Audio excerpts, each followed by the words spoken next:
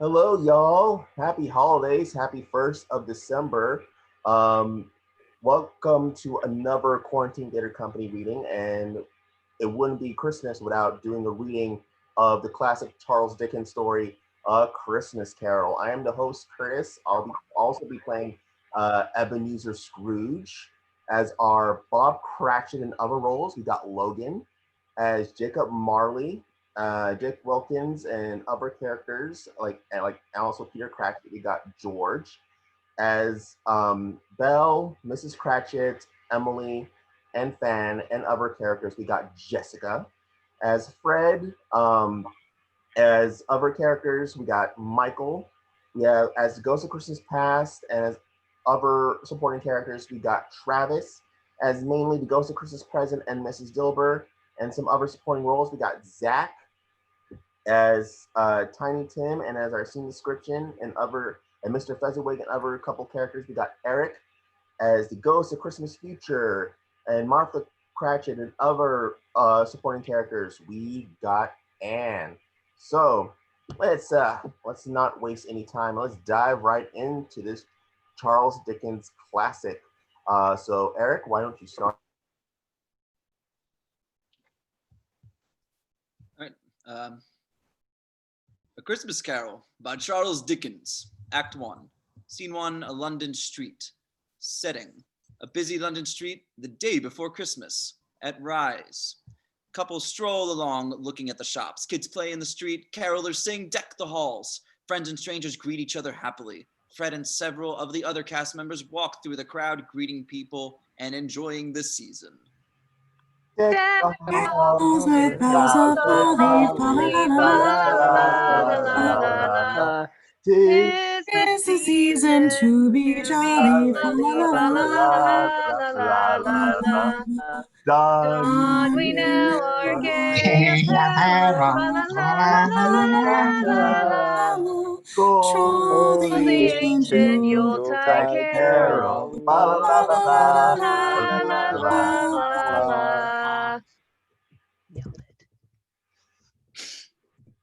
Fred breaks away from the crowd and addresses the audience. My word, I love Christmas. There's a spirit in the air. It is a time of joy and celebration. It is a time when people are more kind and more considerate. Well, most people, that is. Group laughs. Quite right. For there are those who see Christmas as a waste of time and energy, and my Uncle Scrooge was not only a member of that tribe, but in all likelihood their latest cheerleader and most ardent supporter. He hated Christmas. He hated anything that did not make him richer, and he hated Christmas most of all. Fred stands outside Scrooge's counting house, and an old sign very much in need of repair with the name Scrooge and Marley hangs out front.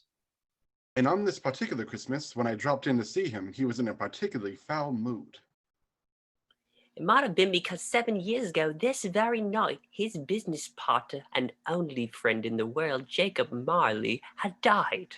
Marley was long dead and buried. This you must remember, for nothing wonderful can come of the tale you are about to see. And so, on a crisp and chilly Christmas Eve, my Uncle Scrooge, that tight-fisted, grasping, scraping, clutching, covetous old sinner was... Can you believe it? Conducting business in his counting house. End scene.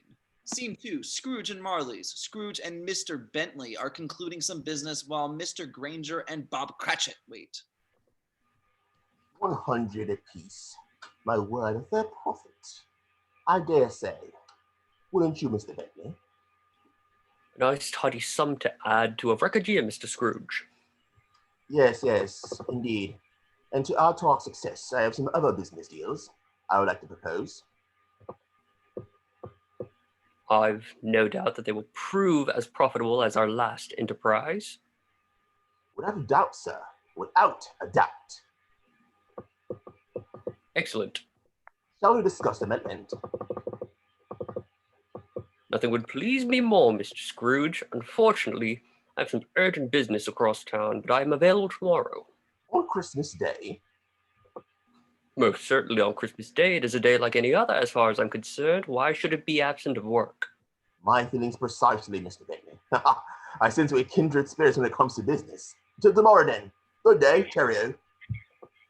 Good day, Mr. Scrooge. Mr. Bentley exits. Mr. Scrooge, there's a Mr. Granger here to see you. Well, show him in. We mustn't keep clients waiting. This way, sir. Good afternoon, Mr. Scrooge, and Merry Christmas. How you doing, Mr. Granger? I understand you have some business to propose. Yeah, the business of charity, sir. Ah, charity, I see. You know about this, Mr. Cratchit? I'm sorry, sir. He said he had some business to discuss. Yes, Mr. Scrooge, charity is everyone's business, and so at this festive time of year, a few of us are handing a fund to help the poor and destitute who suffer greatly at the present time. Many thousands are in want of common comfort, sir. Are they indeed? Oh my. Are there no prisons? Plenty of prisons. And the union workhouses, are they still in operation? They are, but although I wish I could say they were not. And the treadmill and the poor law are still in full vigor then? Both very busy, sir. Oh, thank God. I am very glad and relieved to hear it. I was afraid from what you had said that something had happened to stop them in their useful work. Good day, sir. But Mr. Scrooge, those institutions scarcely furnish Christian cheer of mind or body to the multitude. And so a few of us are collecting money to buy the poor some meat and drink and means of warmth. We choose this time of year because it is a time above all others when want is most keenly felt and abundance rejoiced. What may I put you down for? They put me down for nothing. Nothing? I don't make merry myself at Christmas. I certainly can't afford to make idle people merry. I'll support the establishments I have mentioned. They cost far more than enough, and those who are in need must go there. But many can't go there, and many would rather die. Then let them die, and thereby decrease the surplus population. Mr. Scrooge! Mr. Granger, it is not my business what happens to these people. Why should I care about them? I dare say they care for little for me. It's enough for a man to understand his own business and not to interfere in other people's. Mine occupies me constantly. Good afternoon, sir. Good day. Mr. Scrooge! Good day. Bob shows Mr. Granger to the door and returns to his desk. Fred enters and cheerfully greets his Uncle Scrooge. A Merry Christmas, Uncle. God save you. Ah, humbug. Christmas a humbug, Uncle? You don't mean that, I'm sure. I most certainly do. Merry Christmas. What right have you to be so merry? You're poor enough. Come now, what right have you to be so miserable? You're rich enough. What else can I be when I live in a world of fools such as this? Merry Christmas. If I had my way, every idiot who goes about with Merry Christmas on his lips will be boiling his own pudding and buried with a stick of holly through his heart. Uncle? Nephew, keep Christmas in your own way, and let me keep it in mine. But you don't keep it. Let me leave it alone, then. Much good may do you. Much good it has ever done you. But, Uncle, I've always thought of Christmas as a time of kind, forgiving, charitable time. It is the one time of the year when men and women open their hearts and think of all people as fellow passengers to the grave, and not as another race of creatures bound on different journeys. And therefore, though it has never put a scrap of gold or silver in my pocket, I believe that it has done me good and will do me good, and I say, God bless it. Well said, I must say. Oh, you agree with my nephew, do you, Mr. Cratchit? I do, sir. I think Christmas is a joyous time. Do you? Well, you let me hear another word from you, Mr. Bob Cratchit, and you'll spend your Christmas looking for another job. Is that understood? Yes, Mr. Scrooge. You're quite a powerful speaker, sir. I am most impressed. It's a wonder you don't go into politics, run for office, become a member of parliament. What a good idea. I just might do that. Can I count on your vote, Uncle? Ah! Oh, Uncle, don't be angry. Come dine with us tomorrow. No, thank you. But why not? A man's first priority is to secure his financial future. You should have never gotten married. Why did you? Why did I get... Well, because I fell in love. Because you fell in love. What nonsense. Bah, good afternoon. Pause. Have you never been in love, Uncle? No, I have not. No? No, have you come here for the sole purpose of keeping me for my work? Not at all. I have come here because I have something that belongs to you. Do you? Fred removes a bundle of letters from his pocket. What are those? Letters. Letters? Yes, Uncle, letters. I was going through an old trunk of my mother's and I came across some letters you wrote to her when you were a much younger man, and those letters are from a very different Uncle Scrooge than the person that sits before me now. You read them? I might have read one or two, maybe three. Can you blame me? How dare you? Those are private letters between your mother and I. You have no right to read them. Now hand them over. I'm sorry if I've upset you, Uncle. That was not my intention. I thought you'd be pleased to get them back.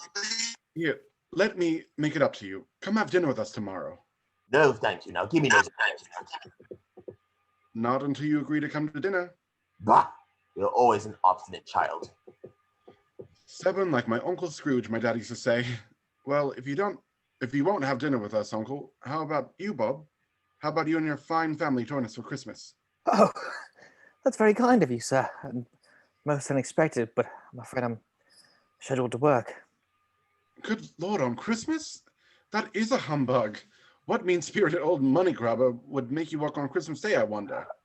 If I was to stop him half a crown for it, you'd think him ill-used, and yet you don't think it me ill-used when I pay a day's wages for no work. Mr. Scrooge, it's only once a year. That's a poor excuse for picking a man's pocket every 25th of December. Bah, I'm surrounded by fools. Very well. You must have it, have it. Oh, thank you, sir. Thank you very much. Excellent. Well, then I take it that means you're free to come to dine with us, Uncle. No. Mr. Cratchit may have his day to do what as he intends. I'll use my day for more profitable enterprises. I am sorry with all my heart to find you so resolute. But I have made the trial in homage to Christmas, but I'll keep my Christmas cheer to the last. So Merry Christmas, Uncle. Fred puts the letters on Scrooge's desk. Good afternoon. And a Happy New Year. Good afternoon. Fred turns to leave. And a Merry Christmas, Bob, to you and your family. Thank you, sir. Same to yours. And my invitation to Christmas dinner stands. You are welcome to join us. That's most kind of you, sir. And it's very much appreciated, but we like to celebrate at home and have the whole family together on Christmas Day. There's nothing more important than family, is there, Bob? No, sir. Nothing. Merry Christmas.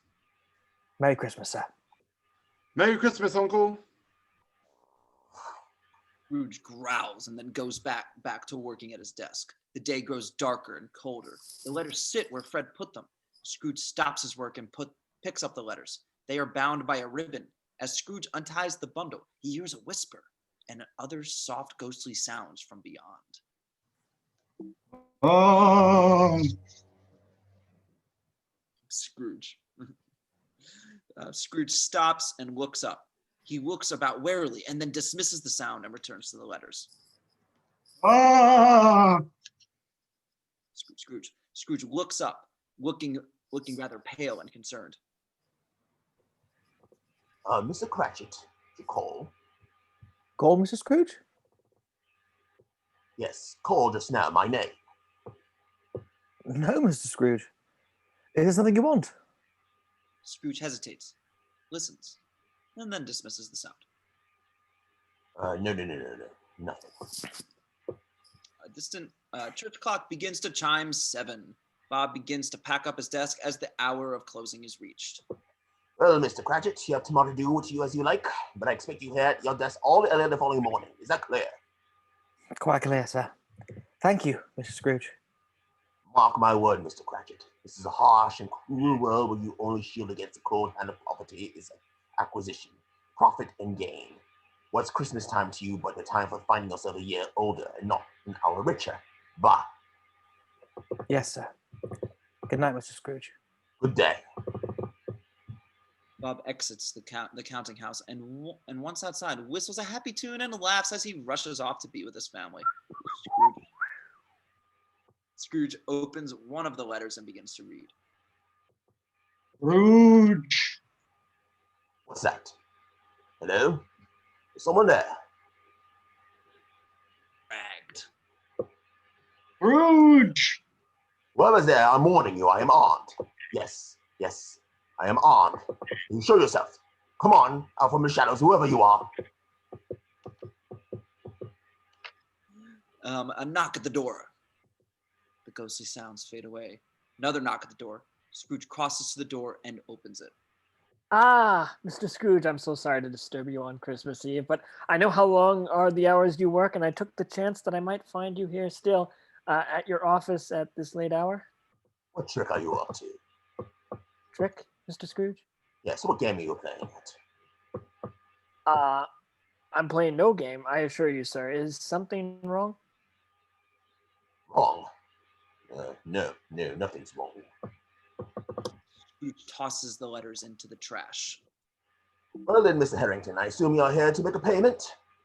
Yes, well, I've run into a bit of a problem, you see. I need to make some sort of arrangement for an extension, Mr. Scrooge. The terms of the loan were quite clear when you signed them. Yes, of course, sir, but it's not easy finding work at the moment. You see, and if I could just have a little more time, I'm good for it. I'm a hard worker. None of this is my concern, Mr. Harrington. If you're unable to pay off your loan, you must pay the penalty and do so in a timely fashion or forfeit the collateral you have offered to find yourself in debtor's prison. There is no court in land that will not rule in my favor. Maybe so, sir, but that doesn't make it right. I have right to be paid money, the money owed me.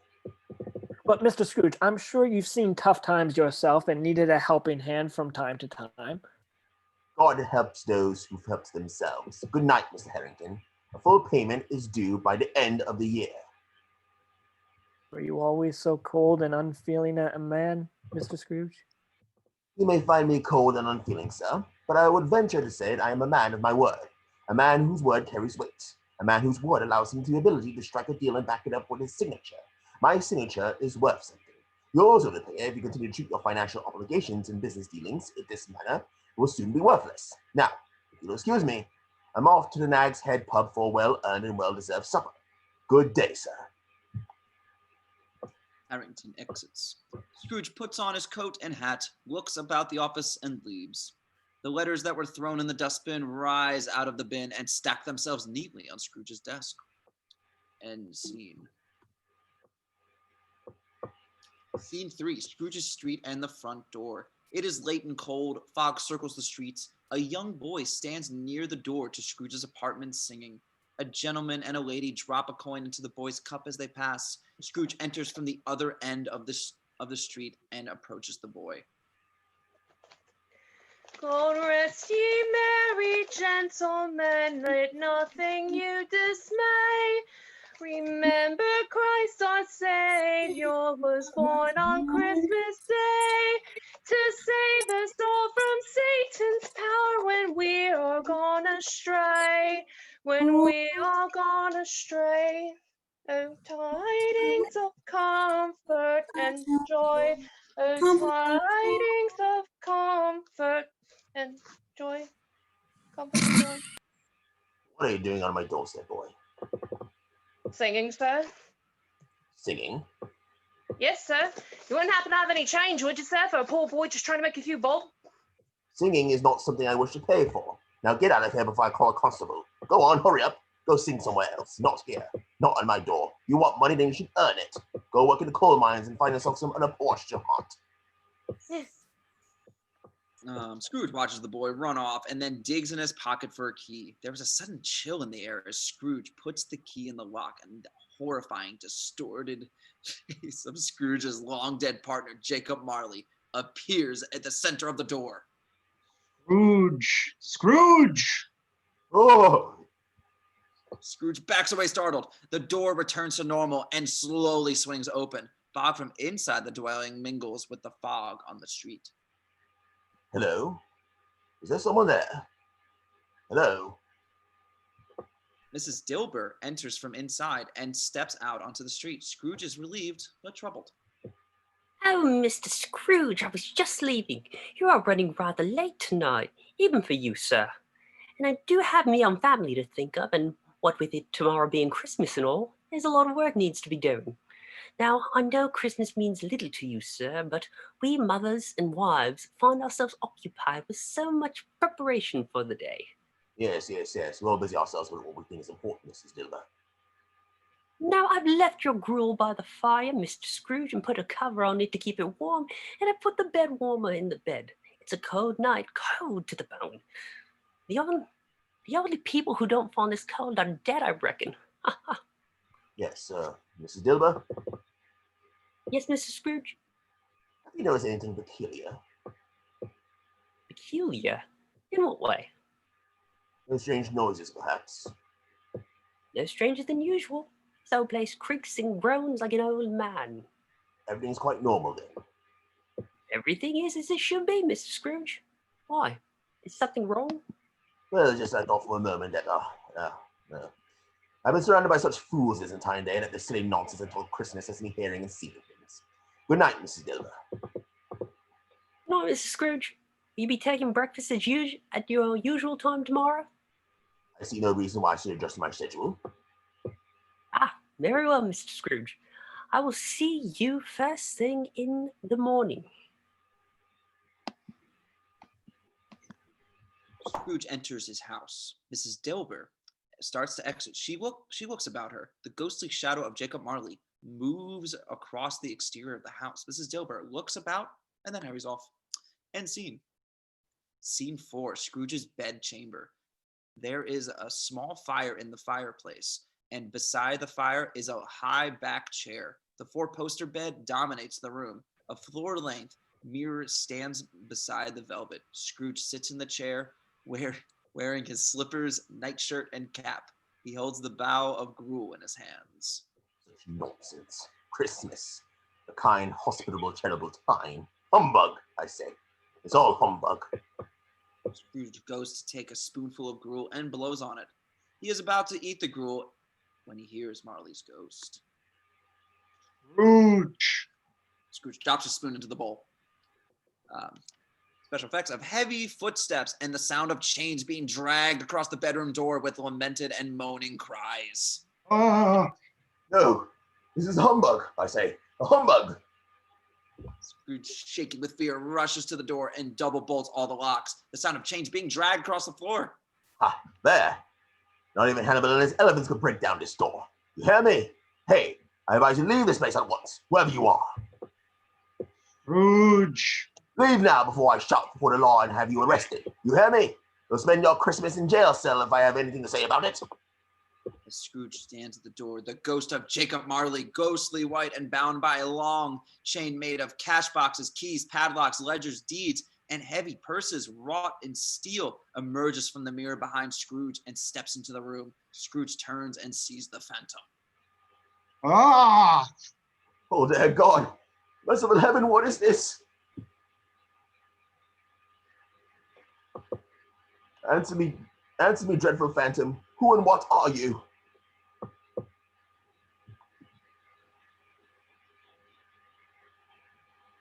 Life. I was your partner, Jacob Marley. Jacob? No, it cannot be. You're dead and long buried. Long buried. Do you not believe in me? No, I do not.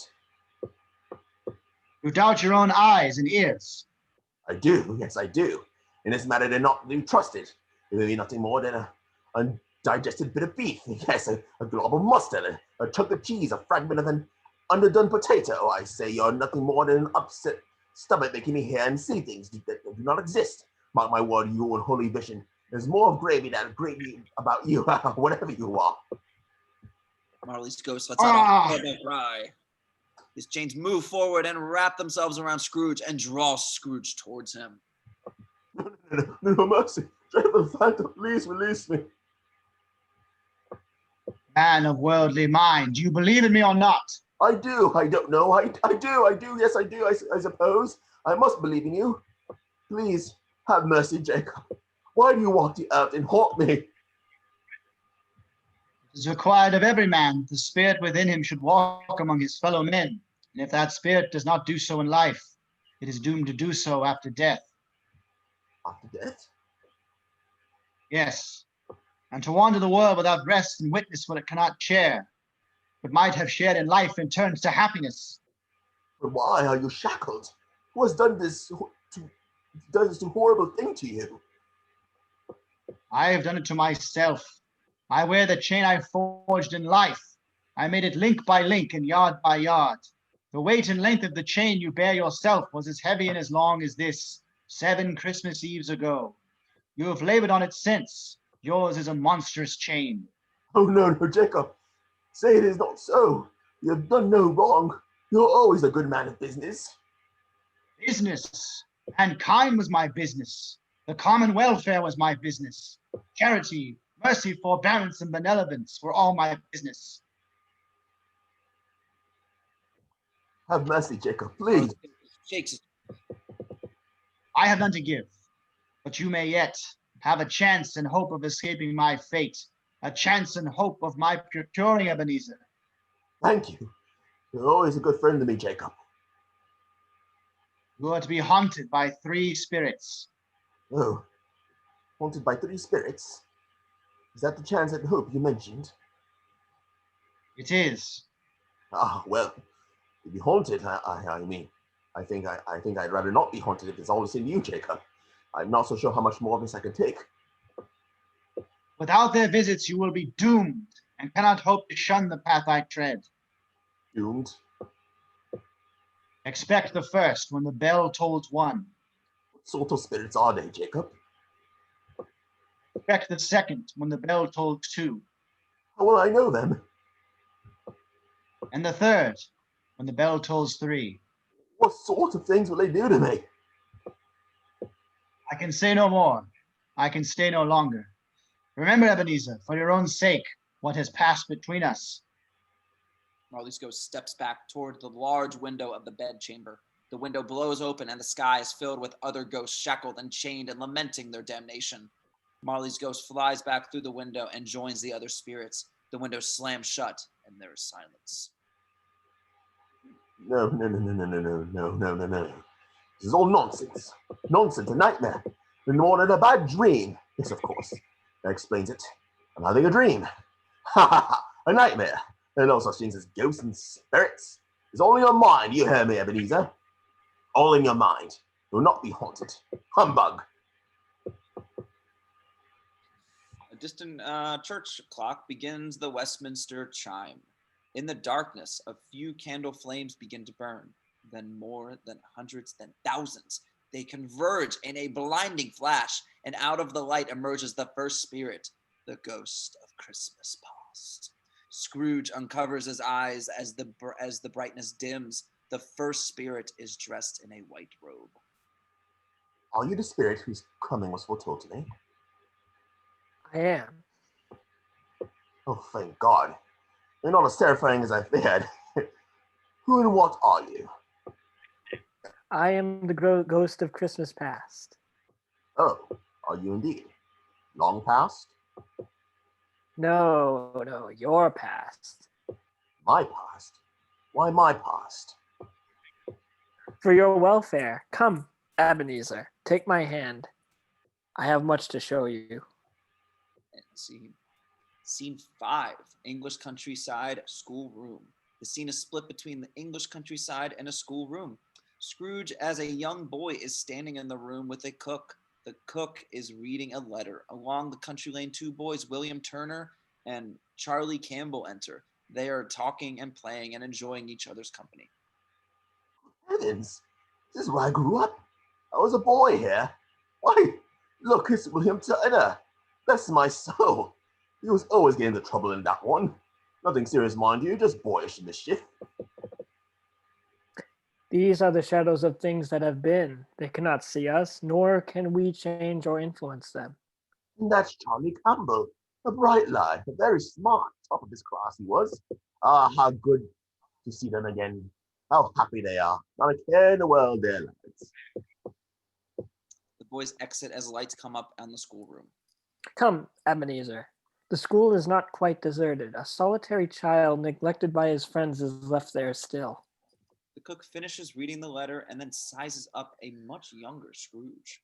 Well, Master Scrooge, it would appear, according to the headmaster, that you and I are to spend Christmas together. I'm not to go home. No. Apparently your father would prefer you stay here.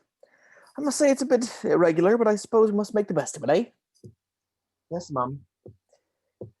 I like to spend the holidays reading. It's the only time of year where I don't have to spend all my day in the kitchen cooking for you and the lot, and, well, I enjoy some of the quiet solitude. I do hope you follow my example and pass the time in such a manner as this. I will have the headmaster select a few books that might be of interest to a boy of your age, Robinson Crusoe and the like. You may take your meals in the kitchen with me instead of the dining hall, if that's agreeable. Yes, Mum. Now, oh come, Master Scrooge. You may not be home for Christmas, but at least you have a roof over your head and food. There is many in this world with far less than that. If you want more than this, I suggest you put your nose to the grindstone, boy. God rewards those who work hard, and he punishes those who don't. Yes, Mum. Young Scrooge and the cook exit. Scrooge looks upon his younger self and wipes away a tear. What is the matter? Oh, nothing. Nothing? Well, there was a boy at my door last night. You are reminded of him? He was singing a Christmas carol. Yes. I should have given him something, I suppose. But if I was to ever give every poor child or man or woman that fell upon hard times my money, what would be left for me? We can give more than just money, Ebenezer. We can give our time and our labor to help those in need. It's not my business. If it is not yours, then whose? Come, Ebenezer, let us see another Christmas. Scrooge is now a young man. He is in a schoolroom writing a letter when Fan enters and interrupts him. He is overwhelmed. Oh, dear brother. Anne? Yes, dear brother? Oh, my word, it is Fan. Oh, dear Fan, how good is it to see you. I missed you so. Fan runs over to young Scrooge and gives him a big hug. Why, Fan, what a surprise. I'm so very happy to see you. Pray, what has brought you here? I've come to bring you home, dear brother. Home, little Fan? Yes, home for good and all. Home forever and ever. But how? Father's changed. Has he indeed? Well, I believe that when I see it. But he has. He has become so much kinder than he used to be. That home's like heaven. Is it? Well, that is a blessing. Last night, Father spoke so kindly and gently to me when I was going to bed that I was not afraid to ask him once more if he might come home. And he said, yes, you should, you must. And he sent me in a coach to bring you. Can you believe it? Sorry, but I'm very happy nonetheless. Isn't it wonderful? Yes, how extraordinary. And you're to be a man and are never to come back here. But first, we're to be together all the Christmas long and have the merriest time in all the world. You're quite a woman, little Fan.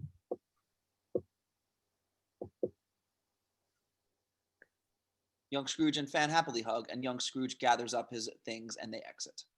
She was always a delicate creature, whom a breath might have withered. Yes, but she had a large heart. She was very generous and kind. She didn't have an enemy in the world. Oh, Fan, how I missed you. She died a woman. Yes, and far too young. What kind of a god allows that, I asked. You should have lived.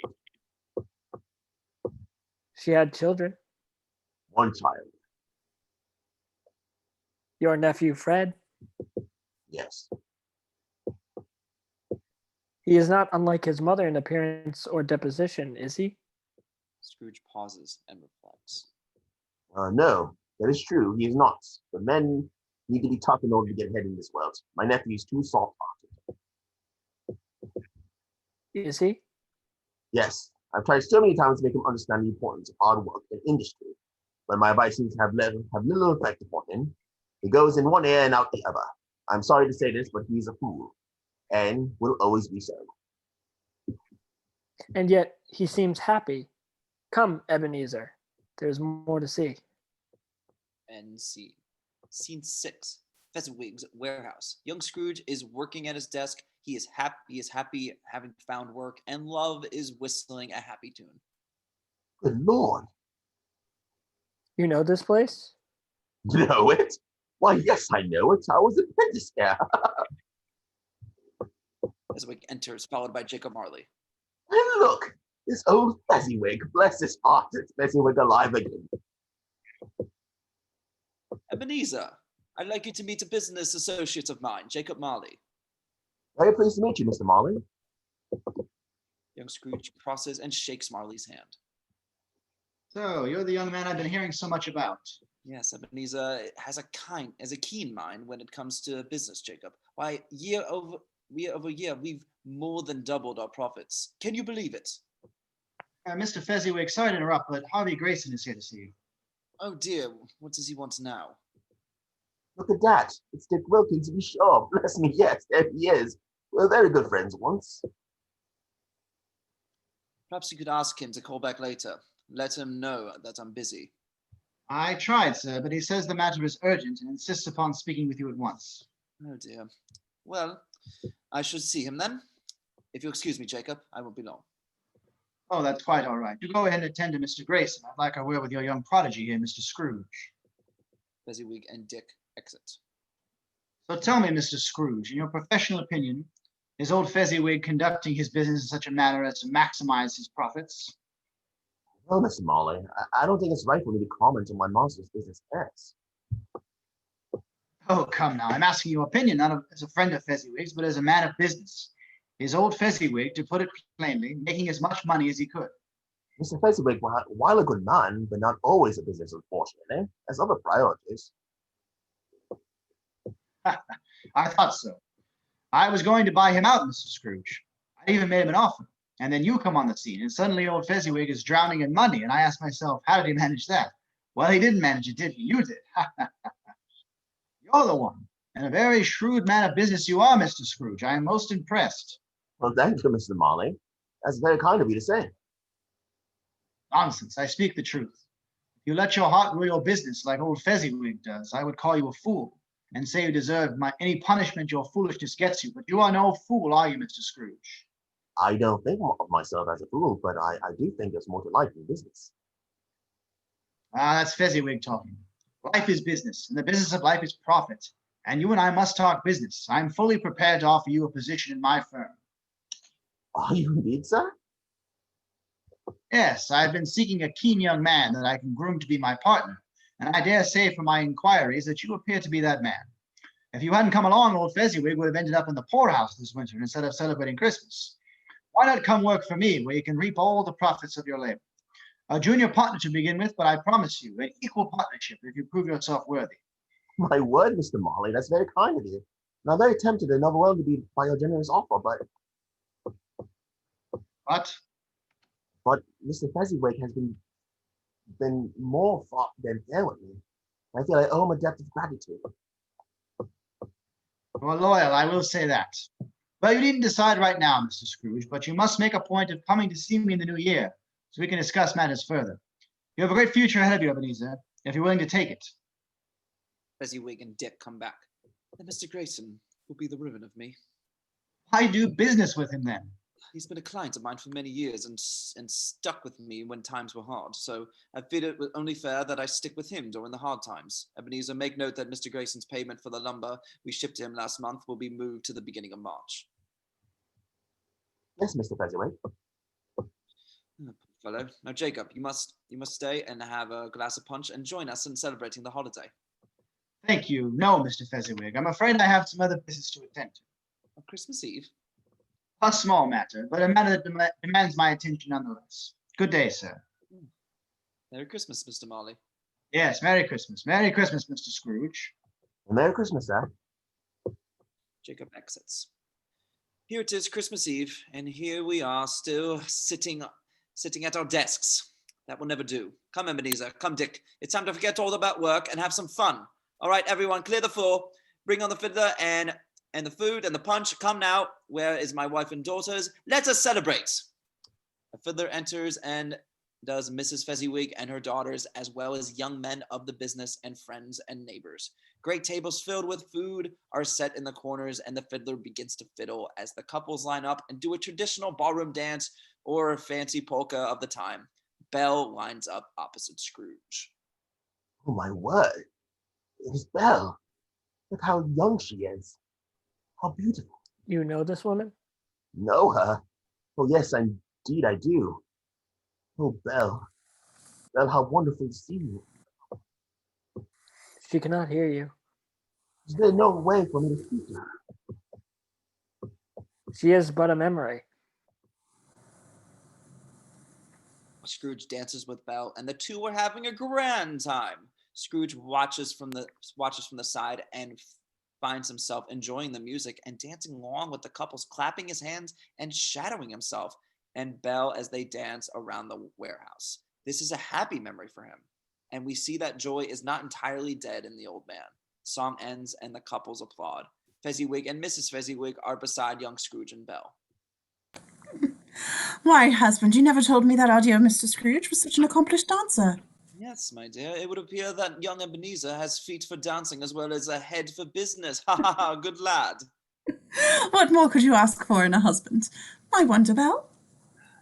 Now, my dear, we're making the young couple blush. Come, let us attend to our other guests. Mr. and Mrs. Fezziwig mingle with the other guests as they talk and drink and enjoy the party. But Belle and young Scrooge move to a more private area where they can talk alone. Don't be embarrassed, Ebenezer. They're only teasing. I know, but it takes a great deal more than being able to dance with a wife and family and a wife in this harsh world. It takes time to build wealth and position. Time that you, my dear, and beautiful Belle, and I wish to wait. Only there's some small sign by which I can know your heart. Now, Belle softly kisses young Scrooge. There is tenderness and love between them. I love you, Ebenezer. And have I told you often that I will wait until our fortunes are better? Well then, speaking of fortunes, Mr. Marley seems willing to make me an offer to be a junior partner in his firm. Can you believe it? Oh, you're not happy here? Very, but if given the opportunity to improve one's position in life, I so see no reason not to take it. Why? Is it trouble you? From what I know of Mr. Marley, I'm not so certain he's the kind of man you should be working for. Nonsense. He is successful and rich, and if he takes an interest in my future, then I should at least consider his offer. Dick interrupts young Scrooge and Belle. And what are you two up to? We're not up to anything. Oh, well then perhaps I can convince Belle to join me for a dance. I'm sorry, Dick, but my dance card is already filled. Is it? Come now, what's going on here? You can tell your friend Dick Wilkens. Well, if you must know, Belle and I plan to marry. Do you? Ha. I thought there was something going on between you two. Well, congratulations, Ebenezer. Congratulations, Belle. I wish the two of you a long and happy life. Thank you, Dick. And I'm sure that one day you'll meet a fine young woman and marry her and have a very happy and fine family of your own. If I'm ever fortunate enough to meet someone as beautiful and sweet as you are, Belle, then I hope I'm smart enough to let her know how I feel and snatch her up before someone else does. Again, congratulations. What a grand night. Grand indeed. Yes, and all thanks to old Fezziwig. What a fine and generous man he is. Yeah. To our dear Mr. Fezziwig, may he have a long life and may good fortune follow him all his days. Well said. Agreed. I had forgotten that old Fezziwig had such a generous spirit. Generous? How can you say that? He had spent but a few pounds of your mortal money, 3 or 4 at the most. Why does he deserve such praise? It's not the amount he spent, spirit. It's in his power to make us happy, or unhappy to make our work a pleasure or a toil. His power lies in words and looks, in things so slight and insignificant that it's impossible to add and count them up. Why the happiness he gives to his employees is as generous and great as if it had cost a fortune. So you no longer believe that fools such as old Fezziwig here should be boiled in their own pudding and buried with a stake of holly through their heart? Ah, well, I didn't mean old Fezziwig. No. He was a good master. A very good master. I liked working with him. He treated me well. Something troubles you, I think. I was just thinking about my own clerk, Bob Cratchit, and I would like to have said something to him just now, that's all. Fiddler begins another tune, and the couples line up ready to dance. Now, I'm sorry, Belle, but if Scrooge gets to spend a lifetime with you, then I think I should at least get one dance. Is that too much to ask? Ebenezer? Oh, go on, put the poor man out of his misery. But only one dance, mind you, then she's all mine. Dick and Belle join the other dancers. Young Scrooge gets grabbed by one of the Fezziwig daughters and joins in the dancing. Come, Ebenezer. Oh, must we go? Can we all stay a little while longer? We cannot. But why not? There's still much for you to. There is still much to see, and my time grows short. Come, hurry. Scrooge reluctantly leaves with the first spirit. End scene. Scene 7. Scrooge and Marley's. Jacob Marley sits at the desk. Young Scrooge stands to one side. Fezziwig is reading the document before him. After some time, Fezziwig puts down the document. He is quite defeated. Are you quite satisfied, Mr. Fezziwig? You offered me a great deal, more than this amount 5 years ago, Mr. Marley. That was 5 years ago, and your fortunes have changed. 2 shillings on the pound is more than fair. You won't get a better offer than that. If we wait much longer, Mr. Fezziwig, your holdings may end up being entirely worthless. I offer you this amount only because of our long association and the business we have done in the past. The hard truth is, you have little choice in the matter. So it would appear. Fezziwig signs the paper. You've made the right decision. You have until the end of the week to vacate the premises. You're free to take whatever personal items you like, but remember, anything in the company name now belongs to us. Cheer up, old man. You're not completely without means.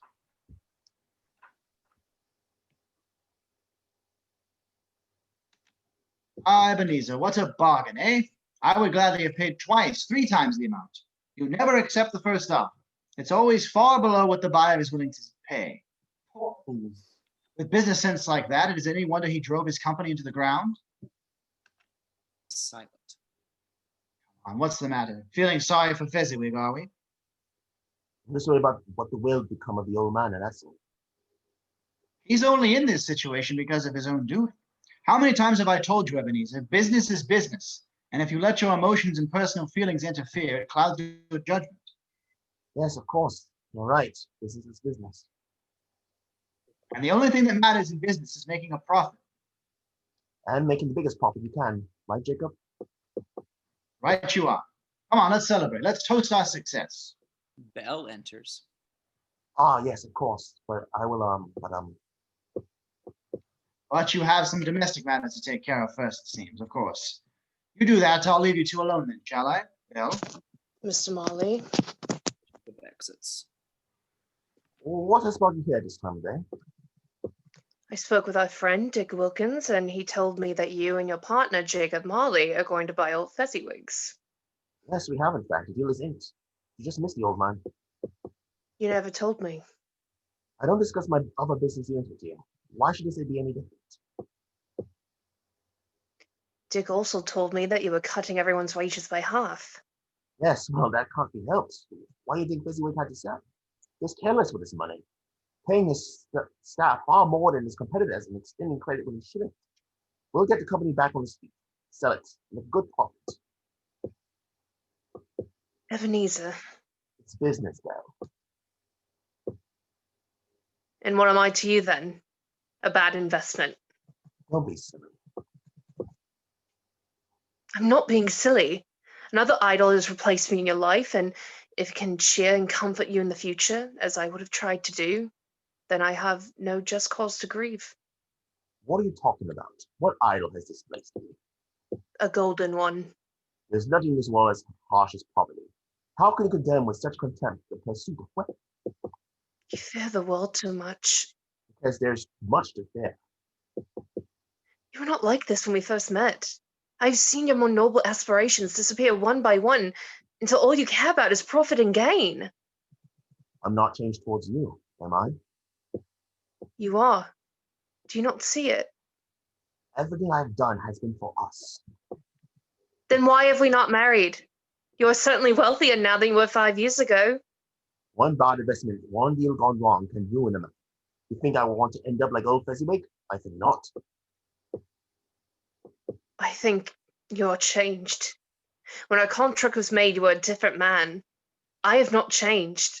When we were of one heart, our marriage promised happiness, but now that we have two, my heart is filled with misery. Oh, so I make you miserable, do I? Are you not miserable? You hardly seem happy at the prospect of us spending our lives together, and so I have no choice but to release you.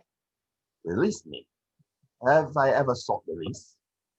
In words, no, never. In what then? In changed nature. Tell me, if you had never promised to marry, would you seek me out and try to win me now? Of course I would. You think not? I doubt very much that you would choose a poor and dowerless girl. You who measures everything in financial gain. And if you did choose her and turned your back on your one guiding principle, you would in time come to regret your decision. And so, I release you with a full heart for the love of him you once were and for what we could have been. May you be happy in the life you've chosen. Belle exits. Go after her, you fool! What is wrong with you? Why are you just standing there, man? Move your feet! Young Scrooge considers going after her. He heads toward the door when Marley enters from his office carrying 2 glasses of sherry. Ah, she's gone then, is she? Yes. Don't listen to him. Go after her. What are you waiting for? Come now, Ebenezer. Let us toast our success. Today is a new beginning. Today you have earned the right to be a full partner. How does that sound? A full partner? Jacob hands young Scrooge a glass of sherry. It was promised you and I am a fan of my word. You have more than proven yourself, and in honor of this occasion, I am going to the expense of having a new sign made with both of our names on it. We will be a force to be reckoned with, I dare say. Yes, Jacob, a force to be reckoned with. A full partner, my word. A full partner. Cheers. Cheers. Young Scrooge and Jacob toast their success. Spirit, show me no more. Conduct me home. Why do you torture me with these visions?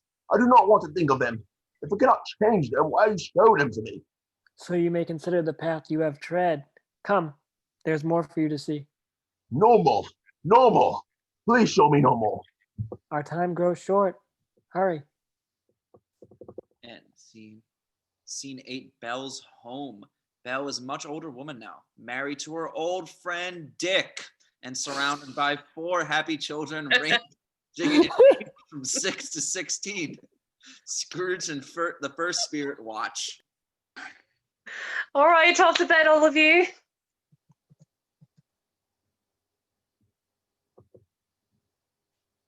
Oh, do we have to, Mommy?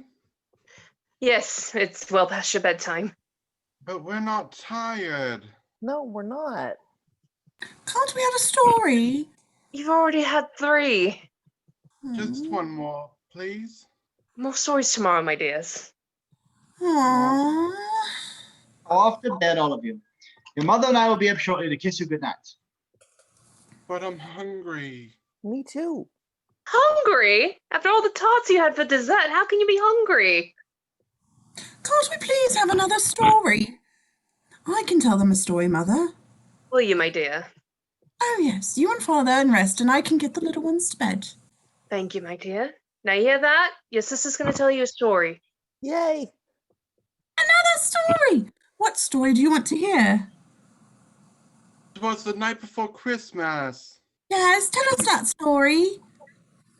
But you already heard your father tell you that story. We want to hear it again. And again and again and again. All right, but I'm not sure I can tell it as well as Father does. Come on now.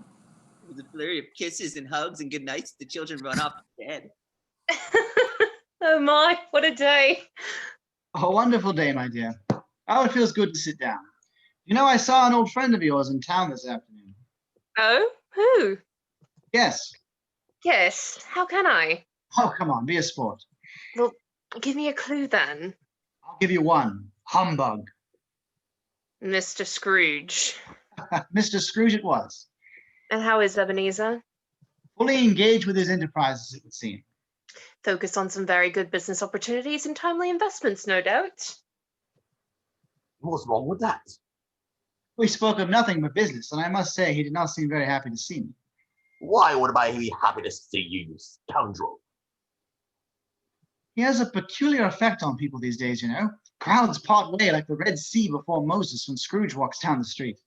But I stood my ground, and he had no choice but to acknowledge my presence. Scrooge, my good man, how are you? I said. And what was his reply? Good day, sir. That was all? Good day, sir. Nothing more. Well, who can blame him?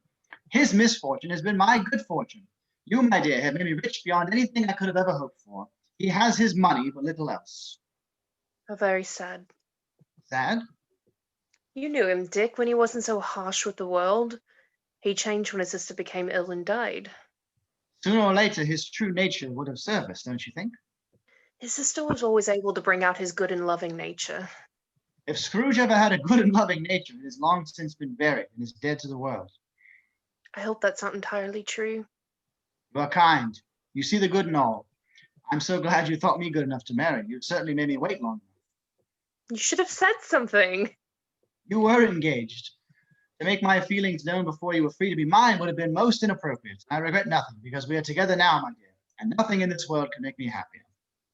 Belle and Dick kiss warmly, lovingly, and cuddle by the hearth. Scrooge wipes a tear away. Spirit, remove me from this place. Why do you torture me?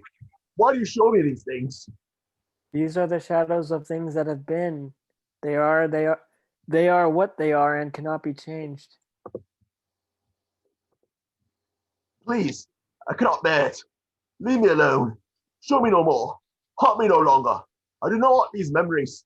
Wash them from my mind and leave me in peace. The spirit disappears as it appeared in a blinding flash of light. Scrooge finds himself alone in the darkness. Blackout. End Act 1. A Christmas Carol by Charles Dickens. Act 2. Scene 1, a London street. The stage is dark, and in blackness the Westminster chimes begin. Westminster chimes. A dim light falls upon Scrooge. He is alone in the dark and exhausted from his encounter with the first spirit. He rises to his feet and looks around, uncertain of what to expect next. As the hour strikes 2, a great wind blows, and the second spirit, the ghost of Christmas present, appears surrounded by gifts and food. This giant of a spirit is dressed in one simple green robe bordered with white fur. On his head, he wears a holy wreath. His eyes are bright, and his voice is rich and booming. He laughs a great laugh. My word, what sort of spirit are you? What sort of spirit am I? Do you not know me? I do not. You're unfamiliar to me. Am I? Well then, come closer and know me better, man. Oh, spirit, I am exhausted from my previous encounter and cannot go on. I do not seem ungrateful, but I am tired and in need of sleep. Second spirit hands Scrooge a great mug of hot rum punch. Here, drink from my cup, and you will be restored in more than this, and given the strength to continue. We have much to see in little time. Drink up, man, drink up. Scrooge drinks deeply. I am the ghost of Christmas present. You mean to tell me you've never shared in the abundance of the season? Never given a gift, received a gift? Enjoyed a Christmas feast, a plum pudding, a rum punch? Come now, Scrooge, there was a Christmas or two many years ago when you were a much younger man, and had plans and hopes for a life with Belle when you knew my brothers. That may be true, but that was long ago. Well, then you know the joy of giving and fun of receiving. It is not dead in you. You can awaken these feelings of generosity and kindness. The choice is yours, my friend. Live as you have or change. I am too old to change. Nonsense. Come, let me show you the joy of the season. It knows no class boundaries. It knows no age. It is shared by all regardless of race, gender, or wealth.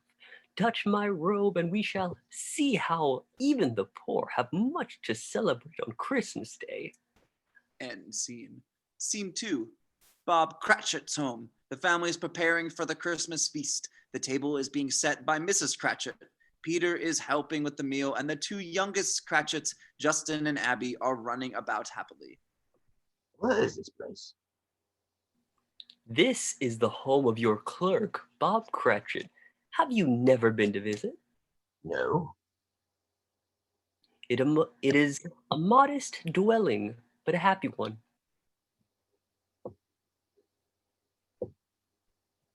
Justin and Abby run around their mother and the table as Mrs. Cratchit tries to avoid dropping anything. Goodness me. All right, settle down, you two, before you crash into something and make me drop a plate and break it. Where's Daddy, Mommy? I don't know. Why isn't he home yet? Oh, your father and Tiny Tim are probably up to some mischief knowing those two. They should have been home long before this, and your sister Martha wasn't nearly this late last Christmas. Look, here's Martha now, Mother. Martha enters. Hurrah! Here's Martha.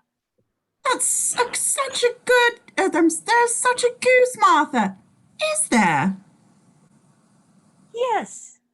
Well, bless your heart alive, my dear. How late you are. Mrs. Cratchit kisses Martha and takes her shawl and bonnet for her. We had a lot of work to finish up last night, and there was an awful lot to clear away this morning, Mother. I'm sorry. I came as quickly as I could. Well, never mind. You're here now. Sit down by the fire, my dear, and warm yourself. No, no, no. There's Father coming. Hide, Martha, hide. Hide? Yes, hide. Martha hides. Bob enters in a grand mood with Tiny Tim, who carries a small crutch and wears leg braces. Hello, Father. Happy Christmas. Happy Christmas, Father. Yes, happy Christmas indeed. How are you, my dear? Very glad you and Tim are finally home. It smells delicious, doesn't it, Tim? Yes, Father. Where is our Martha? Oh, not coming, I'm afraid. What? Not coming on Christmas Day, but why? Don't you know, Father? No, what? Something happened? Yes, something has. What is it? What happened? Martha has been summoned to Buckingham Palace to meet the Queen. Oh, has she indeed? Oh, yes, it's quite true, Father. They sent a carriage to pick her up. Hey, Martha. And she's to have Christmas dinner with the Queen, no doubt. I wonder what they'll have. And whatever they have won't be near as good as the feast your mother's prepared for us. I'm sure of that. That's true. Yummy.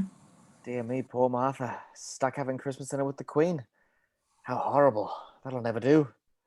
What are you going to do, Father? Well, the only thing I can do. What? We'll just have to invite the Queen here for Christmas dinner so Martha can have it with her family. Are you really going to invite the Queen? Oh, Bob, don't be silly. Not being silly. I'm sure we have room for one more at the table, my dear. Now, everyone practice your bows and curtsies. We want to show Her Majesty that, although we may not live in a palace, we know proper etiquette. Bows, and all the children practice their bows and curtsies. Come on now, Peter. That's it. Very good, Justin. Oh, Abby, what a little lady you are. And Tim, you are very dashing, sir, isn't he, Bob? Oh, yes, and I dare say, once the Queen gets a taste of your mother's fine cooking, I have no doubt she'll be a regular guest for Sunday dinners. The Queen? None other. Oh, Bob. Oh, Father, you're a silly one. What's this, Martha? Here, good heavens. I was here all along and you know it. Heavens, no. I'm quite astonished to find you here, but very pleased. Merry Christmas, Martha. I have missed you so. Merry Christmas, Father. Martha and Bob hug. And how was church? Grand, my dear. Lord Deacon is a fine fellow. And how did the little Tim behave? Better than gold, isn't that right, Tim? Yes, Father. You're a thoughtful child, you know that? You know what he told me, my dears, on the way home? No, what? that he hoped people saw him in church because he was a cripple, and that on Christmas Day it'd be good for people to remember that lame beggars walk and the blind men can see. Maybe one day Tim will be a deacon. Of course, why not? Oh, little Tim, a deacon. Wouldn't that be a blessing? It certainly would. You are growing stronger, my boy. Stronger and more hearty every day, aren't you? Isn't he, my dear? Family all agree, although they know the truth as Bob gives Tim a big hug. Let's eat, shall we? Everything looks and smells so good. My goodness, there never was such a goose as this. The family digs into the feast. Seems like a very small goose for such a large family. And what of it? There are many in this world with far less than that. God rewards those who work hard, and he punishes those who don't. And so God means to punish his child and his family? I can't believe that. I can't believe that's true. What has become of Tiny Tim? I see a vacant seat in the poor chimney corner, and a crutch without an owner, carefully preserved. If these shadows remain unaltered by the future, the child will die. Die? No. The Ghost Christmas past had no power to change things, but surely you have the power. You are here in the present. Surely you or some other emissary from your old realm can provide for the boy. The power to change the world lies not in my realm, but in the realm of the living. If these shadows remain unaltered by the future, none other of my race will find him here. You can't let him die, Spirit. It can't be helped. Why not let him die and decrease the surplus population? What business is it of yours? You use my own words against me. And why not? Who are you to decide what men shall live and what men shall die? In the sight of heaven, you may be less fit to live than millions of others, just like this poor man's child. The family laughs and has just finished dessert. Oh, my dear, you've outdone yourself this year. What a feast in your pudding. By far the best you've made. Wouldn't you all agree? Oh, yes, Mother, and a very fine pudding. Best ever. It was so good.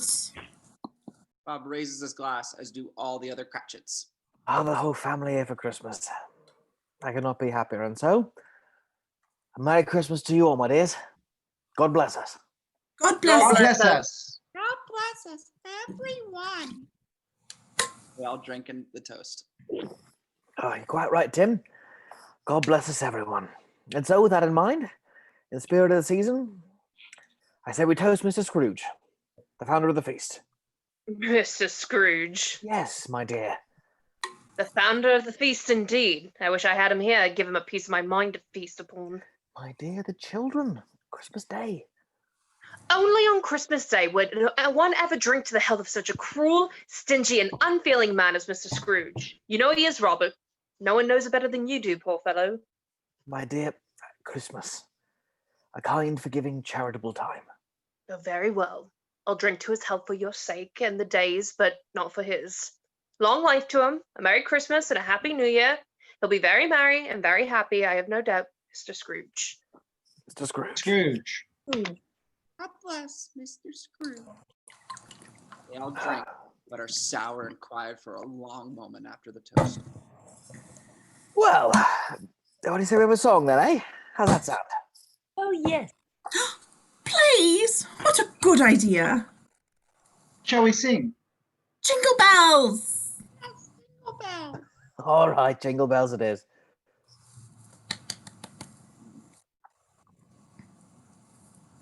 Dashing through the snow in a one-horse open sleigh. O'er O'er the the fields we fields we go, laughing all the way. Bells on bobtail ring, making spirits bright.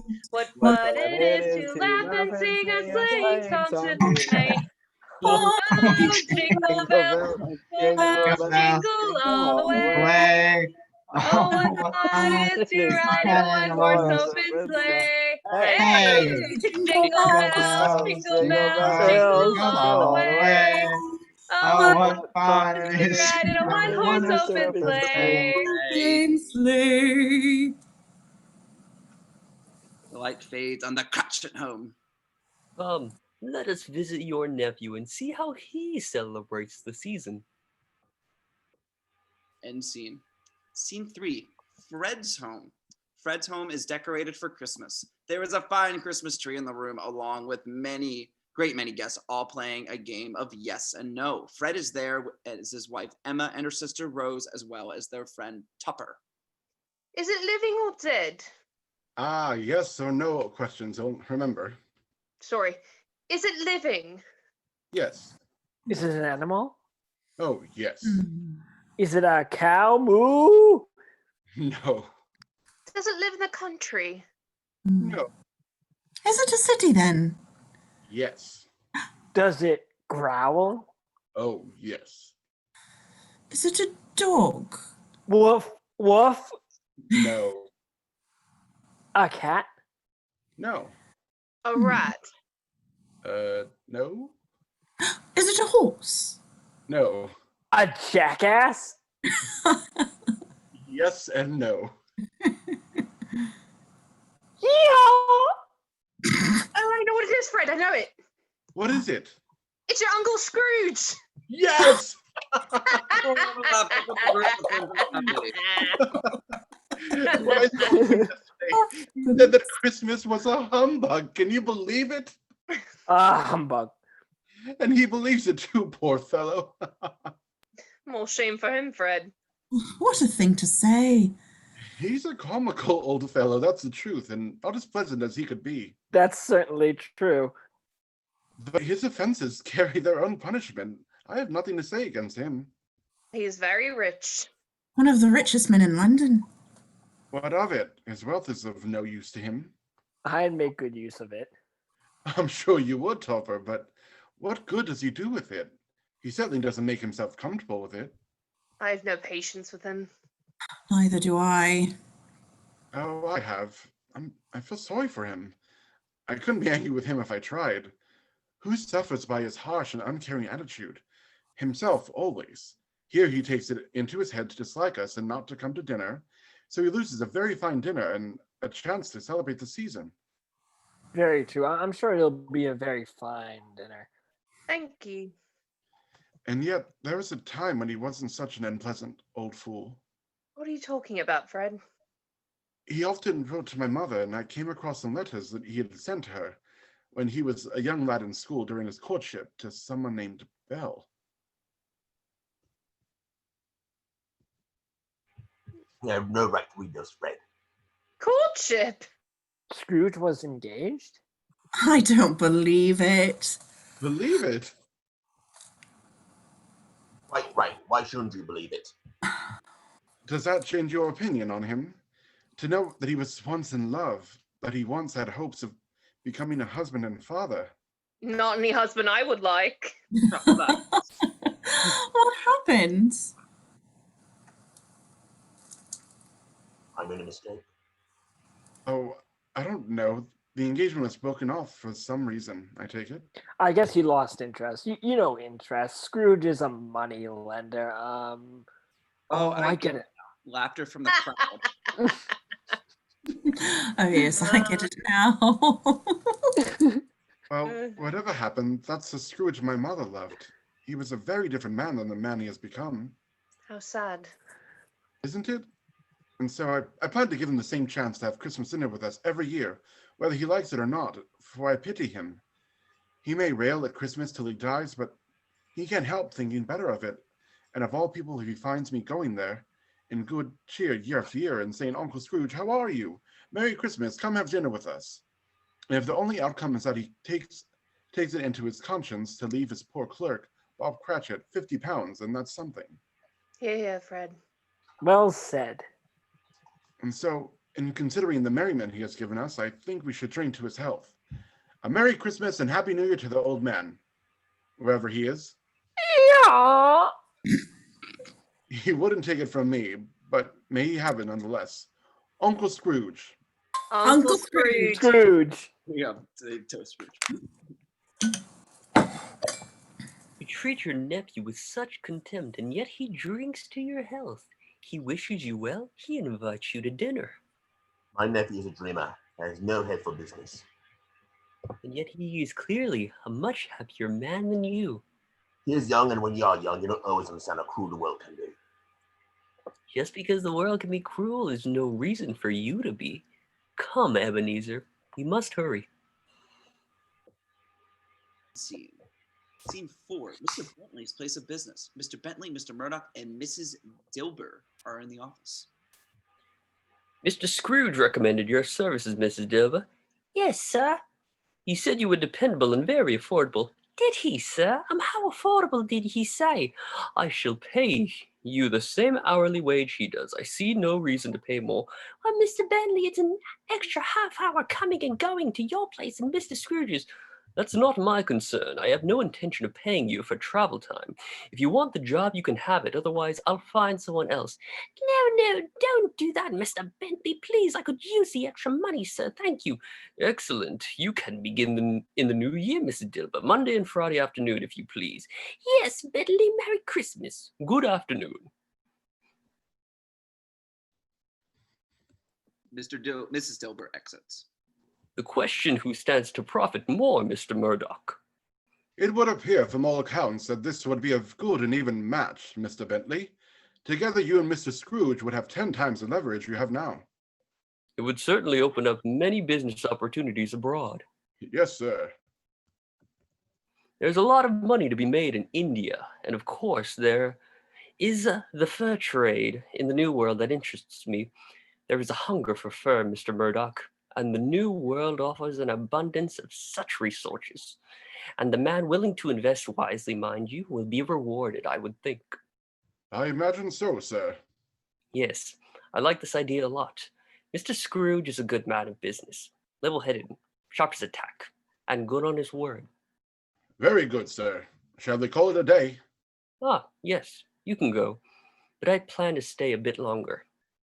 Oh, are you not going to a Christmas dinner yourself, Mr. Bentley? No.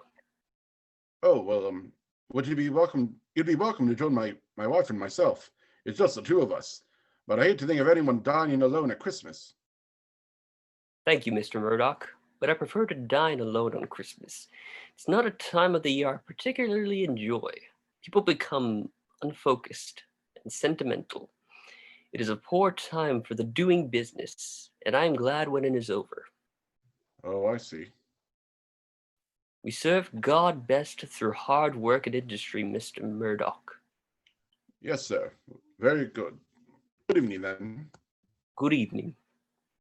Mr. Bentley sits in his office counting coins and putting them into a strong box. The light fades, and Scrooge and the second spirit are left standing surrounded by darkness. Does this man's Christmas seem familiar to you? It does. It is a sad way to spend the day compared to the joy and love we have seen from the others. Yes, Spirit. Each man travels a road in life and then leads him into certain directions. You yourself on this road, but it need not be so. No. No. Spirit, I didn't want to say anything before, but I've noticed that you aren't aged. I am. My life upon this globe is very brief. It ends tonight. Spirit, do not leave me.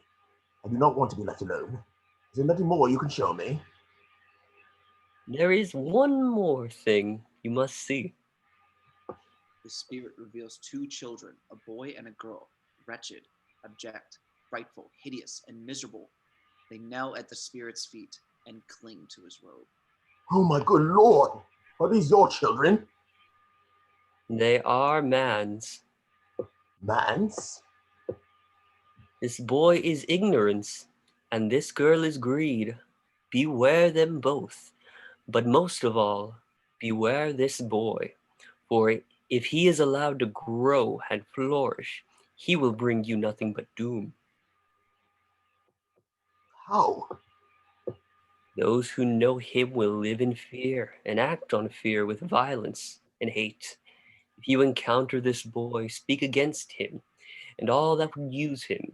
Silence him with love and compassion and knowledge, for this is the path towards understanding and peace.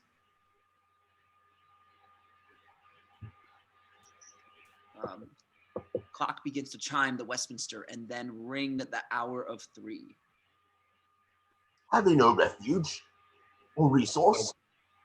Are there no prisons? Are there no workhouses? Are there no prisons? Are there no workhouses? Are there no prisons? Are there no workhouses? The second spirit and the boy and the girl vanish. Fog swirls about Scrooge as the clock strikes 3. The third spirit, the ghost of Christmas future, moves forward out of the darkness. He is a cloaked phantom wearing a hood. Are you in the presence of the ghost of Christmas yet to come? The third spirit nods its head. And are you here to show me the shadows of things that have not happened yet but will happen in the future? The third spirit nods its head. O ghost of the future, I fear you more than any specter I've seen tonight. I do not want to continue, but I know your purpose is to do me good. I know that you have lessons to teach, and so I am prepared to bear your company. The spirit points its bony hand straight before them. Yes, lead on. The night is waning fast. It's precious time to be, I know. Lead on, spirit. And scene 5, London Business District. 2 businessmen are standing together. Scrooge and the third spirit stand nearby. I heard that Mr. Bentley and Mr. Scrooge are joining forces. Yes, I heard the same thing. 2 peas in a pod, eh, these two? Yes, of course, they're all changed now that he's dead. When did he die? Last night, I believe, and quite unexpected. What was the matter with him? God knows. What has he done with his money? I haven't heard. Left to do his company, I suppose. He hasn't left any of it to me. That's all I know. It will be a very cheap funeral, I'd imagine. Oh, on my life, I don't know of anybody who will go. Do you? Oh, I'll go, but only if lunch is provided. I don't think he ever bought any lunch when he was alive. Why would he go to the expense of buying us a lunch now that he's dead? Well, if there is no lunch, I can't think of any other reason to go, can you? No. Nor I. Third spirit and Scrooge move away. Spirit. Those men. I know them. How far into the future is this? Is it Mr. Bentley who has died? Am I to learn from his life and his nature? And so that I do not make the same mistake? Why do you not speak to me? The third spirit points and moves off. Scrooge follows. Yes. There's more to see. I understand. Lead on and I will follow. End scene. Scene 6, Old Joe's. Old Joe's is on the darker side of town and is a place where illegal goods are bought and sold and no questions asked. Old Joe sits counting out his money and making notations in his book. Where is this place? Am I to end up alone and destitute? Am I to lose my fortune? Who is this man and what does he have to do with me? Mr. Newbury, the Undertaker, enters. Mr. Newbury. Evening, sir. What brings you out on a cold night like this? Business. Music to my ears, sir. Music to my ears. We are always open for business.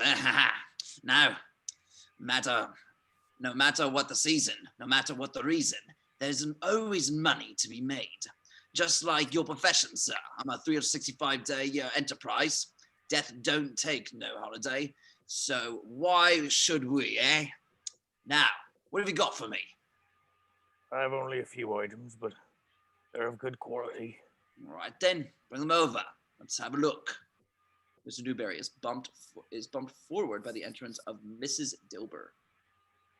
Oh dear, I'm so sorry. Quite all right, ma'am. That's Mrs. Dilber. What's she doing here? Oh, Mr. Newbury, I didn't see you there. Mrs. Dilber. Merry Christmas to you. Yes, Merry Christmas. Fancy us meeting up here. If I'd have known you was coming here, we should have split a cab ride, I suppose, eh? Yes, although I do not make this a common practice, Mrs. Dilber, but in certain clients one needs to cover expenses. I would prefer that we keep this a secret between us. Of course, Mr. Newbury. I understand completely. I don't begrudge you for what you did. Every person has a right to take care of themselves, they have. Very true. He did. No man more so. And who's the worse for the loss of a few things like these? Not a dead man, I suppose. They're no use throwing me out anyhow. All right then, all right. Come on, time's money. You took a prattle away on your own time, not mine. Now, who wants to go first? Ladies first.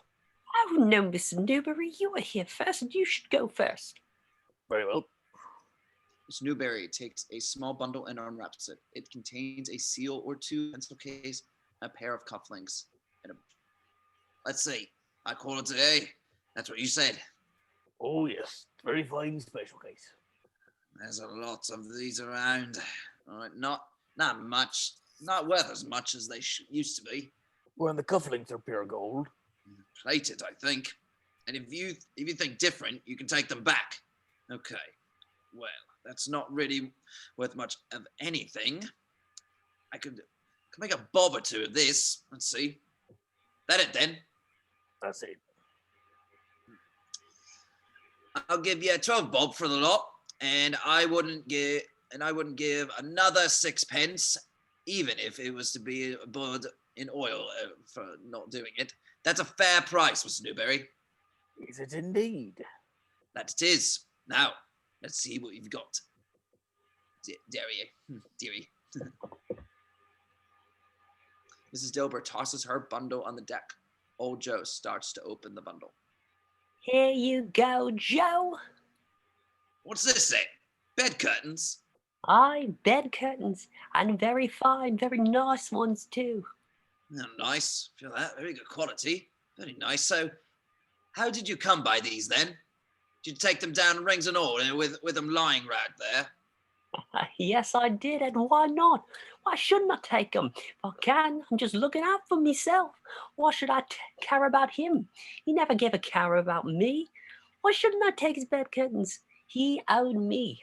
Right, dearie, all right, dearie. All right, you don't need to defend your actions to me. What's this then? It's blankets. Of course there's blankets. Who else would they be? Isn't likely to catch a cold without them. No, he didn't die of anything catching, did he? If he had, I certainly wouldn't have come near him. No, look at this. This is very fine work. Very high quality. Old Joe takes a shirt and examines it. It's the best shirt he ever had, a fine one too. You can look through that till your eyes ache, but you won't be able to find a hole in it, nor a threadbare place. They'd have wasted it if it hadn't been for me. Oh, what do you mean, wasted it? They were going to bury him in it, but I took it off him. If Calisco ain't good enough for the being buried, it ain't good enough for anything. Much easier to get things off the corpse before it's buried, if you know what I mean, Mrs. Dilber. Ha ha. Right you are, and if I hadn't frightened everyone away from him when he was alive, he'd have had somebody there to look after him when we were stuck with the dread. When he was stuck with dread, instead of him lying there all alone, gasping out his last breath. The words have never been spoken. It was a judgment upon him. All right, here you go, dearie. This is more than fair. I always give too much to the ladies. It's bound to be my downfall. Thank you, Joe. Spirit, I see the lesson you're trying to teach me. The case of this unhappy man might be my own. My life tends that way now, but if I'm to change, then this terrible ending need not to be. I will not die alone and unloved. I am most grateful to you. Thank you very much. I have learned my lesson, and I wish to return home. End scene. Scene 7, The Undertakers. The scene changes to a room with a pine box coffin lying on a stand with the lid propped against one side. Scrooge and the third spirit stand some distance from the coffin and cannot see in it. This is not my home. Merciful heaven, what place is this? Where have you brought me now? The spirit points to the box. Oh, is this the man whose funeral none will attend? Spirit nods. Do I know this man? Spirit points to the coffin, but Scrooge does not approach. Spirit, this is a terrible place. I do not want to stay. Let us leave here, and in leaving it, I shall not leave its lessons unlearned. Trust me, let us go. The spirit points to the coffin, but Scrooge still does not move. Mr. Newbury, the funeral director, enters the room and takes the lid and places it on the coffin. Scrooge moves closer to the box. I understand what you want, and I would look if I could. But I do not have the strength to face what is in that box. Mr. Newbury nails the coffin lid shut. Spirit, tell me, is there no man, woman, or child to grieve for this man? To offer a kind word, to feel some emotion at his passing? The spirit lowers its hand. Oh, Spirit, if there's any person in this town who feels anything because of this man's death, please show that person to me. Spirit, I beg of you. Spirit moves off and Scrooge follows. End scene. Scene 8. Thomas and Caroline's home. Thomas enters the home. He is happy, but feels guilty about the happiness he feels. Gone so long that I was worried. Yes, well, I'm back now, my dear. That's very good news. Who are these people? I don't know them. Are they in relation to the man that died? Third spirit points to the couple. Tell me what has happened. What has happened is, we're not to be ruined. He's dead. Dead! Yes. Laugh and hug. Oh, yes. Thomas, this is, as you say, although I regret to repeat it, good news. Very good news. For us, God forgive me. Yes, that cleaning woman, I told you about her last night. She turned me away when I tried to see him. I got a week's delay by telling the truth. He was ill. Not only ill, but dying. To whom will our debt be transferred? I don't know, but it gives us time. And when our debt is transferred, we shall be ready with the money. And even if we're not, it's very unlikely that we'll be dealing with so merciless and cruel a creditor and his successor as he was. Oh, yes, we may well sleep tonight with light hearts. He is gone, and his shadow will no longer haunt our days. Show me this is not what I asked to see. Can you not show me some tenderness connected with death? Some grief for a soul that walked this earth? Spirit moves off and Scrooge follows. End scene. Scene 9. Bob Cratchit's home. Peter is reading from the Bible. Justin and Abby sit listening. Martha and Mrs. Cratchit are working on their knitting. Oh, Spirit, no. No. Please, Spirit, no. Don't Tiny Tim. Third spirit points to the family. The Lord is my shepherd, I shall not want. He maketh me lie down in green pastures. He leadeth me beside the still waters. Peter stops reading. Martha takes the Bible from her brother and continues. Mrs. Cratchit puts down her knitting. He restoreth my soul. He leadeth me in paths of righteousness for his name's sake. Yea, though I walk through the valley of the shadow of death, I will fear no evil. For thou art with me. Thy rod and thy staff, they comfort me. Thou prepares a table before me in the presence of mine enemies. Thou anointest my head with oil. My cup runneth over. Surely goodness and mercy shall follow me all the days of my life, and I will dwell in the house of the Lord forever. Very nice, Peter. What a fine voice you have. Very nice, Martha. You two must read to your father when he gets home. Yes, Mother. Yes, Mother. He's very late. It is well past his time.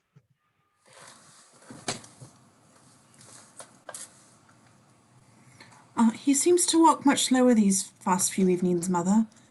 Yes. But I have known him to walk very fast with Tiny Tim upon his shoulder. Very fast indeed. And so have I, often. Me too. But he was very light to carry, and your father loved him so that it was no trouble at all. Alas, there's your father at the door.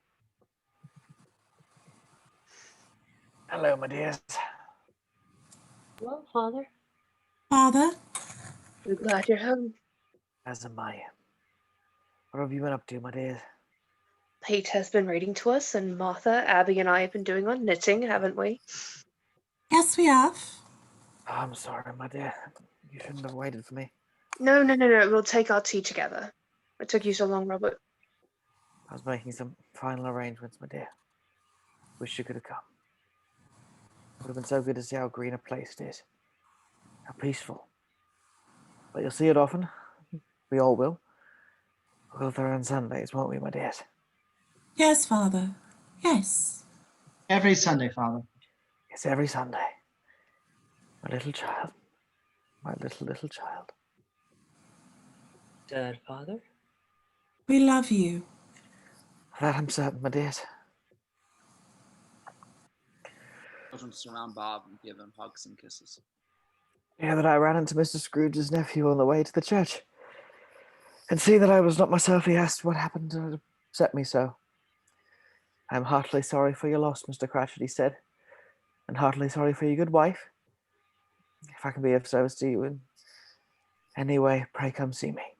I'm sure he's a good soul. You be sure of it, my dear. If you saw and spoke to him, he was kind-hearted and as loving as his Uncle Scrooge was cold-hearted and bitter. Shouldn't be all surprised. Mark what I say. He's got Peter a better situation.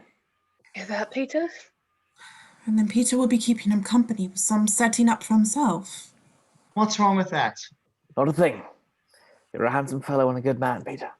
And one of these days, if you're lucky, you'll meet someone nice that you'll want to spend your life with.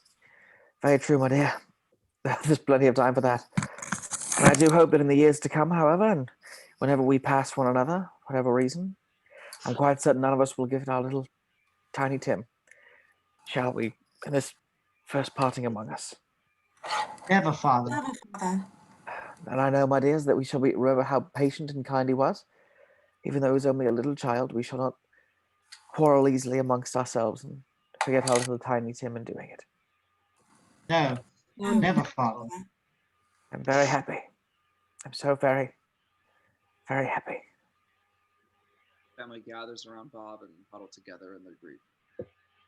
I do not belong here. I should not be here. I should let this poor family grieve in peace. O Spirit, I sense our parting is at hand. Although I do not know why. Do not tell me who was that man who we saw lying dead. The third spirit turns and Scrooge follows. End scene. Scene 10, Churchyard. A large unmarked tombstone looms out of the darkness. Beneath the tombstone lies a pine box. Fog drifts among the tombstones, whispering spirits calling Ebenezer Scrooge. Spirit, before I draw near to that stone, to which you point, answer me one question. Are these the shadows of things that will be, or are they the shadows of things that may be only? The third spirit points to the grave. The coffin opens. Yes, man's actions foreshadow certain ends to which, if persevered, they must lead. But if the courses be departed from, the ends will change. Is this not true? Answer me, who lies buried here? What fate awaits me? The name Ebenezer Scrooge appears across the gravestone. Oh no, Spirit. It is as I feared, no. Please have mercy. I am not the man I was. Great chains emerge from the grave and begin to wrap themselves around Scrooge and drag him toward the open coffin. Why show me this? If I have passed all hope, assure me that I may yet change the shadows you have shown me by an altered life. No, please, I beg you. Forgive me, Spirit, forgive me. And I will honor Christmas in my heart. I will not shut out the lessons of this night. I will live in the past, present, and the future. The spirits of all three shall live within me. Oh, tell me I may sponge away the writing on the stone. Scrooge is pulled into the coffin. The lid slams shut. End scene. Scene 11. Scrooge's bedchamber. Scrooge appears in the bed, thrashing and tossing and turning until he realizes that he is in his own bed. No, Spirit, please forgive me. I'm a changed man, Where am I? Oh, my word. I am in my own bed. Oh, thank the Lord. Thank the Lord, I'm in my own bed. I'm alive. I'm alive. Oh, here it is. Christmas morning, I am alive. Scrooge gets out of his bed and falls to his knees and thanks. I am not dead. Oh, Jacob Marley, heaven and the spirits of Christmas be praised. I stayed on my knees, Jacob. On my knees. I am alive. Scrooge gives a great sigh of relief and falls back on the floor as Mrs. Dilber comes in with a breakfast tray. She stops when she sees Scrooge lying on the floor laughing. Scrooge? Mrs. Dilber! Are you all right, Mr. Scrooge? Oh, yes, Mrs. Dilber. I am as light as a feather. I am as happy as an angel. I am as merry as a schoolboy. I am as giddy is a drunken man. Oh, wonderful to see one. Look at that. You have not torn down my bed curtains, rings and all.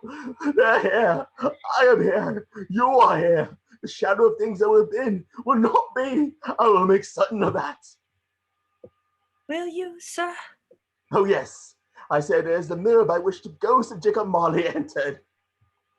The ghost of Jacob Marley? And here, it's where the ghost of Christmas past, long past, my past, appeared. Did it, sir? And here's the window where I saw the wandering spirits. Scrooge looks at Mrs. Dilber. She looks at him and then screams and runs around the room with Scrooge, chasing her, trying to catch her and calm her down. Oh, I'm sorry, Mrs. Dilber. Calm yourself. I did not mean to scare you. I don't know what you're talking about, Mr. Scrooge. I'm talking about Christmas, Mrs. Dilber. The joy of the season. I'm sorry if I frighten you. Yeah, Mr. Scrooge, are you quite all right? You are acting a bit peculiar, and forgive me for saying so, but maybe you should have a head examined. You're quite right. Maybe I should. What a good idea. I wonder where they finding it. I'll fetch your doctors, shall I? No, Mean. I'm quite sane. Now run along home to your family. What are you doing here with me on Christmas morning? What horrible old penny picture would make you work on Christmas Day? Why, you would, Mr. Scrooge. I would, that's true, I would. But I won't any longer. Here's a £1 note for you to take and spend on you and your family this Christmas. A whole £1? Oh, yes. Are you sure? That's a lot of money, that is. Oh, I'm very sure. Why, thank you, Mr. Scrooge. This is the most kind and generous of you. Thank you. Merry Christmas, Mrs. Dilber. Merry Christmas, Mr. Scrooge. Are you sure you're quite all right? Oh, yes, have a better. Mrs. Dilber exits. Scrooge throws open his window and stands in the window. A Merry Christmas to everybody. Happy New Year to all the world. Hello there, hello, you there, girl, boy, hello. Hello. Do you know the butcher's in the next street but one at the corner? I do. Ah, an intelligent girl. Do you know whether or not he sold the prize turkey that was hanging there? Not the little prize turkey, the big one. The one as big as me? Yes, that one. It's hanging there still. Is it? Good. Go and buy it. Go buy it? Are you off your nut? No. I'm not off my nut. Good heavens. I am in earnest. I assure you. Go and buy it. And tell him to bring it here to Mr. Scrooge so I can tell him where to take it. Come back with the man and I'll give you a shilling. Come back with him in less than 5 minutes. I'll give you half a crown. Yes, sir. Right away, Gov. Look at them go. Children run off. I'll send him to Bob Cratchit. He won't know who sent it. It's twice the size of Tiny Tim. Oh, I don't deserve to be so happy, but I am. I can't help it.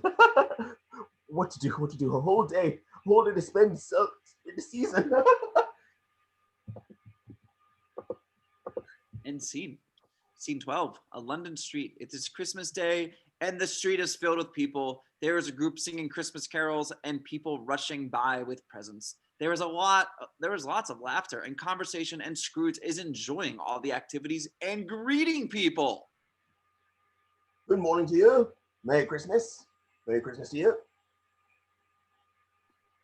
Scrooge sees Mr. Granger and approaches him. My dear sir, how are you? Mr. Scrooge. I hope you succeeded yesterday. It's very kind of you. A Merry Christmas to you, sir. You are Mr. Scrooge, aren't you? Yes, that is my name, and I fear it may not be pleasant to you.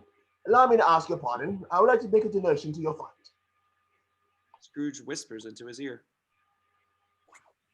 Lord bless me, my dear Mr. Scrooge, are you serious? If you please, not a farthing less. A great many back payments are included in it, I assure you. Will you do me that favor? My dear sir, I don't know what to say to such generosity. Don't say anything, and do include my partner Jacob Marley's name on the donation, if you please. It was all his doing, you see. Well, whoever's doing it was I thank you very much, Mr. Scrooge. You have helped us succeed our goal by much more than we could have imagined. Thank you, sir. Belle and Dick enter the street. It is I who must thank you, and I have some ideas about creating a merchant association to raise funds for the poor throughout the year. Oh, well, that would be a wonderful gesture. Yes, you must come and see me, and we can discuss this further. Yes, Mr. Scrooge, thank you. Merry Christmas. Merry Christmas, my good man. Thank you very much. I am much obliged to you. I thank you 50 times. Bless you.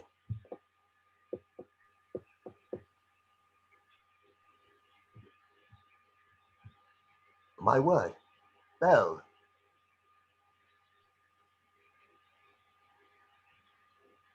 Ebenezer. Yes, it is I. Oh, Belle, I am so glad to see you. Scrooge runs forward and picks Belle up and twirls her around and sets her down laughing. Ebenezer!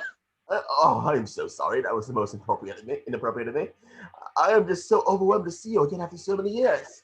This is a day filled with blessings. How are you, my dear?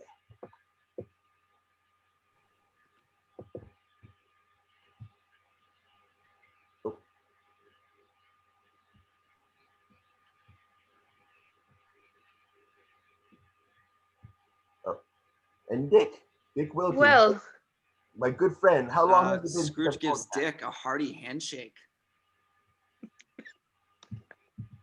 Wilkens, my good friend, how long has it been since I've called you that? Yes. How was your family? well, Yes, very well. I'm glad to hear it. It has been too long.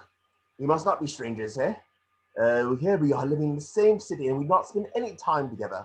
Well, that will never do. I think that you and Dick must come see me and we must have a good visit and you can tell me all about your dear family. How does that sound? I do wish us to remain friends if you will allow it.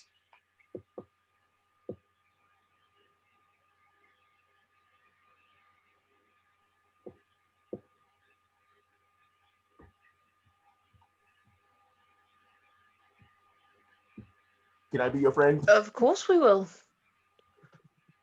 Oh.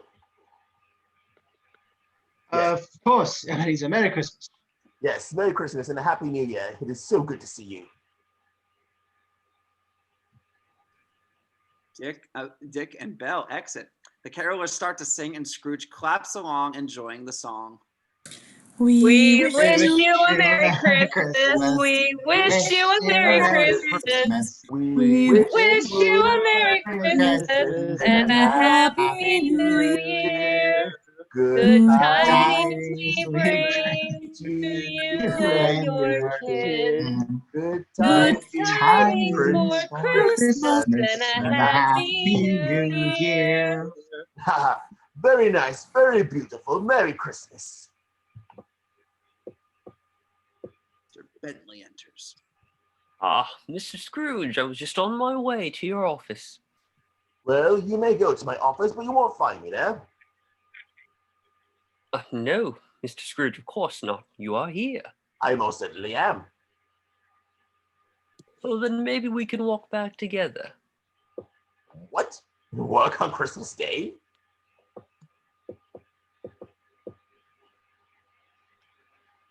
What is Christmas Day to you, sir? Oh, it's not the day, it is the spirit, my friend. The spirit of Christmas that I celebrate today and every day. You should try it. I don't think I'll do such anything, sir. No? No. Oh, what a shame. Well, Mr. Bentley, I happen to belong to a group of businessmen that are raising a fund to buy the poor some meat and drink, a means of warmth at this festive time of year. I'd be most pleased if you'd make a donation. Oh, Mr. Scrooge, I don't make merry myself at Christmas. And I can't afford to make idle people merry. Yes, and I've heard it all, said it all, and it's all a bunch of codswallop. I think I will have to reconsider doing business with you, Mr. Scrooge. It's up to you entirely, Mr. Bentley. But in the meantime, why don't you donate that £100 you made yesterday? Mr. Scrooge, have you lost your mind?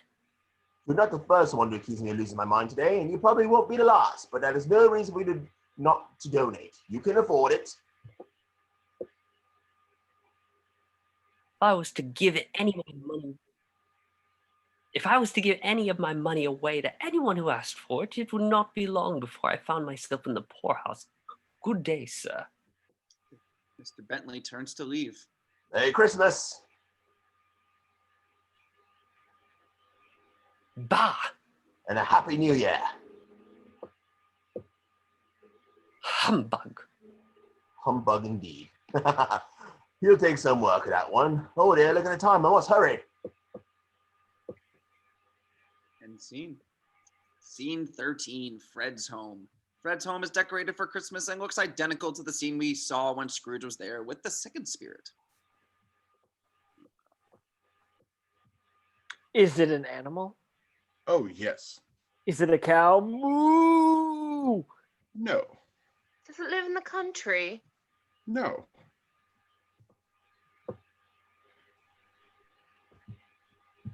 Is it in the city then? Yes. Does it growl? Oh, yes. Is it a dog? Woof. Woof. Woof. No. A cat? No. A rat? No. Is it a horse? No. A jackass? Yes and no. Yeah. Oh, I know what it is, Fred. I know it. What is it? Door to the dining room opens and Scrooge enters just as Emma shouts. It's your Uncle Scrooge. The room turns and looks and is stunned for the moment, and there is an uneasy laugh, and then Fred steps forward. Why, bless my soul, so it is. Uncle. Fred, I've come to dinner with you, if you will still have me.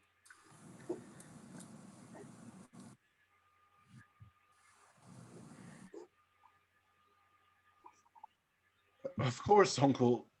I'm so glad you are here. Pray, what changed your mind? Ghost of Jacob Marley changed my mind. The spirit of Christmas and past, present, future changed my mind. Your words changed my mind, Fred. You're right. Christmas is a kind, forgiving, and charitable time. A time when men and women open their hearts and think of their fellow man. A time for mercy, charity, and benevolence. And still in the memory of your dear mother, I will honor Christmas and keep it all the year. I say along with you, God bless it. Oh, Uncle, I cannot be happier. Welcome, Uncle. Bless you. Bless you all. And scene 14, Scrooge and Marley's. Scrooge is peeking out the window, happily humming, "We wish you a Merry Christmas." Breaks into song as he keeps an eye out for Bob Cratchit. We wish you a Merry Christmas. We wish you a Merry Christmas. We wish you a Merry Christmas and a Happy New Year. Good tidings we bring to you and your kin. Good tidings for Christmas and a Happy New Year. Scrooge sees Bob running down the street. Scrooge hops back up on his desk and tries to stop giggling and takes a stern appearance. Bob hurries into the office and takes off his hat and hops on his chair as his desk and gets right to work. Scrooge lets out some muffled giggles. He looks up at Bob. Mr. Cratchit? Yes, Mr. Scrooge. What do you mean by coming here at this time of day? I'm very sorry, I'm behind my time. You are? Yes, I think you are. Step this way, sir.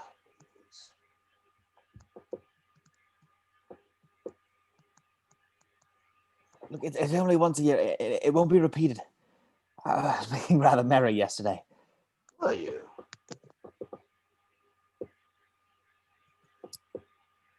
Yes. Eat lots of turkey, no doubt. Why, yes, Mr. Scrooge. Plum pudding. Yes. Sounds like quite a feast.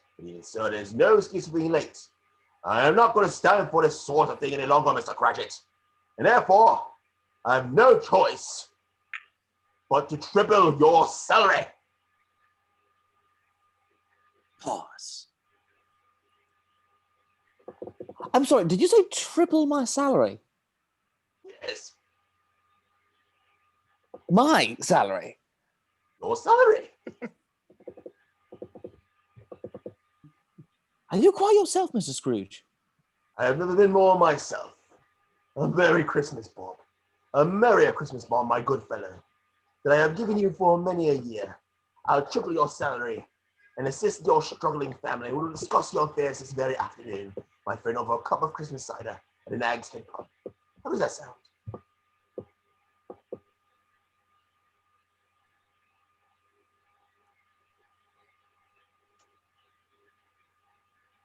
What do you think, Mr. Cratchit?